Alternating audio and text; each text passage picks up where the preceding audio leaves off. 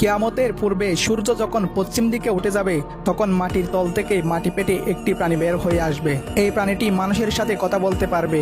এই প্রাণীটির হাতে থাকবে মুসা আলাইহিসসালামের লাঠি এবং আঙ্গুলে থাকবে সুলাইমান আলাইহিসসালামের আংটি।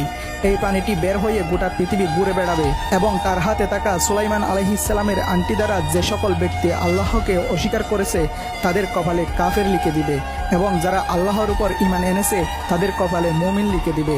সেই সময় পৃথিবীর অবস্থা এমন হবে যে একজন মুমিন আরেকজন মুমিনকে দেখে চিনতে পারবে এবং একজন কাফের আরেকজন কাফেরকে দেখে চিনতে পারবে। কিন্তু সেই সময় কাফেররা চাইলেও আল্লাহ তাআলার কাছে তওবা করতে পারবে না, কেননা সূর্য সেই সময় পশ্চিম দিকে উঠে যাবে, আর সূর্য পশ্চিম দিকে উঠে যাওয়া মানে তওবার দরজা বন্ধ হয়ে যাওয়া। এই প্রাণীটি এসে সবাইকে উদ্দেশ্য করে বলবে, মানুষ কোরআনের আয়াত অস্বীকার করত, আর আমিও ছিলাম কোরআনের আয়াতের অংশ। আজ আমি বের হয়ে এসেছি, আর এই প্রাণীটির নাম হবে দাব্বাতুল